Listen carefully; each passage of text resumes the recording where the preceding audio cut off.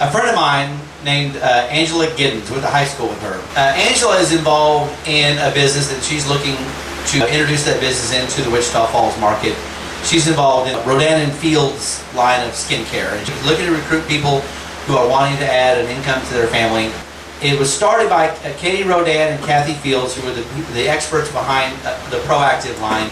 And they've launched this anti-aging skincare system called Rodan and Fields, and they're looking for partners here in Wichita Falls. She's looking for people that are wanting to work from their home, folks that are business savvy, that are ready to take on a business enterprise with a product that is getting all kinds of major publicity on network television and like the Today Show and in fashion magazines and in media across the country. And they have a really strong brand presence and a lot of free advertising, a lot of buzz about the company. Well, she almost talked me into it. One, because I trust her, and secondly, because she really described a business opportunity that, to me, differentiated itself from a lot of these direct sales or MLM systems that aren't really selling something of value. So if you're interested in learning more about this opportunity to introduce the Rodan and Fields system to the Wichita Falls market, contact Angela Giddens, and I'll put the information on the screen.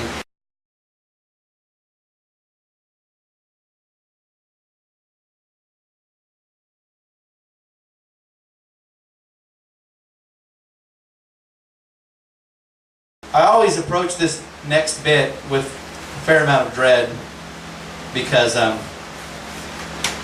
don't know if it's funny. I ran a few of these by Candace, and and I will tell you, my wife does not think I'm funny. I mean, she thinks I'm funny enough, like funny enough to not abandon on a, just on a moment's notice.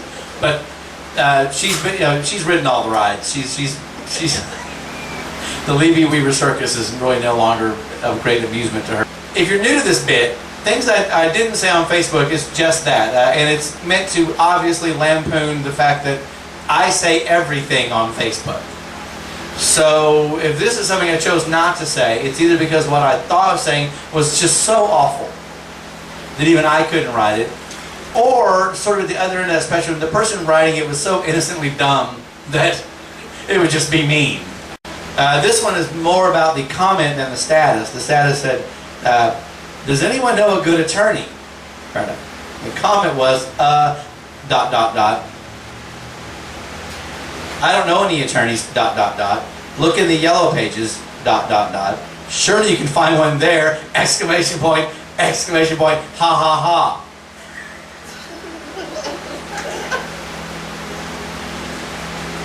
All I could think was, are you the most boring person in the entire world? Here's another one. You cracked yourself up. Well, I can take some comfort in that there's a parallel here, and there's a historical parallel. Johnny Carson, in the latter part of his career, which still consumed 8 or 10 years, got 99% of his laughs based upon his reaction to his jokes that did not work. That became actually what he did. I'm just getting the jump on a working formula. I want to skip that meteoric rise and then decades of prosperity and celebrity and just get right to the hanging on part. The status. This is another one where the comment was, the target. Status. This week is a little bland for my taste. It's actually kind of clever.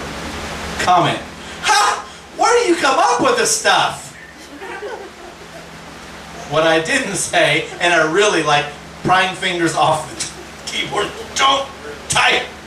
You know her. Where do you come up with your stuff? Because, damn. Everything you say and do is a reflection of the inner you. That was what I saw. What I did all right was not true, because the outer me hasn't killed you yet, which is all the inner me thinks about. This is my favorite one, which means it won't be yours. This was just randomly typed on someone else's wall. Trisha, we love to go to Cancun, Playa del Carmen, and last summer we went to Jamaica. Where did you stay in Cancun? The leg, ... Ed's knee. He had a full knee replacement last Monday. Everybody is doing good. My dad turned 92 last Friday. What? Now, I'm going to assume this person was not a stroke victim. And that they're fair to make fun of even here. What I did not write was, get off the internet, you goddamn old person. There are young people needing to use it. So.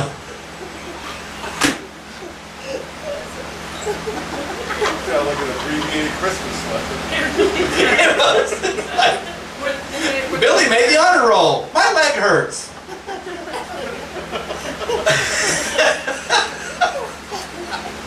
I haven't crapped in a week.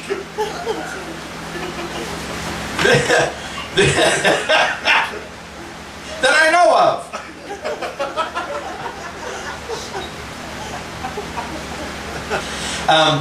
Regret looks back. Worry looks ahead. But faith looks up. What I didn't write was, and plows right into regret. Should have kept your eyes on the road.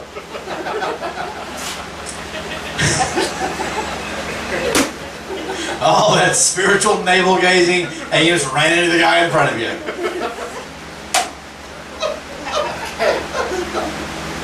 These are three, some of them were statuses, some of them were just these graphics that people put up on the wall. And these are three separate items, but they were all consecutive on one person's wall.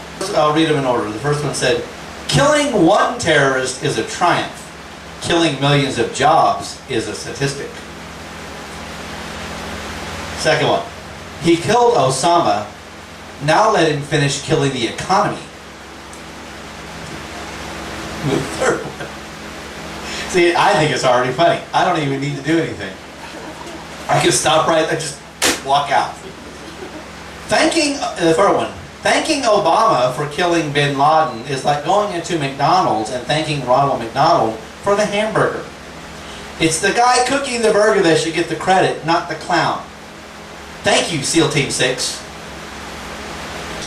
So we're going to take these one at a time. Killing one terrorist is a triumph. Killing millions of jobs is a statistic. That is correct. The next one. Second one. He killed Osama. Now let him finish killing the economy. What I didn't write was, look, I don't want to be that guy, but you might want to consider not always going with your first draft. Sure, you're proud of what you've done. I mean, it kind of has a rhythm to it, I'll grant you that. But, and I'm trying to be helpful here, it's a little bit like the first one about the statistic, isn't it? Which isn't bad per se, it's a derivative work, an homage. But even given that, I still think you maybe should have considered a rewrite so that it might make sense. I mean, you got the he killed Osama thing at first, which I'm assuming is your grudging acknowledgement that that was a good thing, and I'm assuming, based on what I know about you, I'm assuming that you now are going to follow it up with a bad thing. But here's the thing. Now let him finish killing the economy almost sounds like you want that to happen. It would be a good thing if it did happen. Here's what I would have done. Not that I want in any way to help you be a dick, but what I would have done is I would have said, he's good at killing terrorists, too bad he thinks jobs are terrorists. Something like that. A little parallelism, if you don't mind. And now we turn our attention to goddamn McDonald's thing. Do I need to repeat it? Thanking Obama for killing bin Laden. I should say, there once was a man from, it's like going to McDonald's and thanking Ronald McDonald for the hamburger. It's the guy cooking the burger that should get the credit, not the clown. Thank you, SEAL Team 6. Because SEAL Team 6, I know, is reading this. Now, okay, first of all, I know you really wanted the clown thing to work for you, but has anyone ever really thanked Ronald McDonald for their burger? I mean, is there even a chance of that ever happening? Secondly, and this is the larger issue, you just compared SEAL Team 6 one of the most, if not the most highly skilled military unit in the history of the world to the guy who makes burgers at McDonald's. Hey, a job is a job. And they're all jobs are worthy of respect. But something tells me the guys on SEAL Team 6 won't see it that way. Yes, thank you, SEAL Team 6, but next time, no onions. Lunch with some amazing members of my family today. Pretty excited. Smiley face, emoticon. Lunch with some amazing family members today. I'm pretty excited. Okay, this makes no sense. First of all, it's lunch we're talking about here. Not a trip to Disney World, or a 70th anniversary, or a major religious ceremony. It's lunch. It's 1 hour. You drive across town, you sit down, you eat a meal, you go back to work. Hardly a grand occasion. All right, secondly, amazing members of your family? Seriously? What are they? Circus people? Magicians? Nobel Prize winners? War heroes? And are you just now learning of their amazingness? Because it kind of sounds like you are.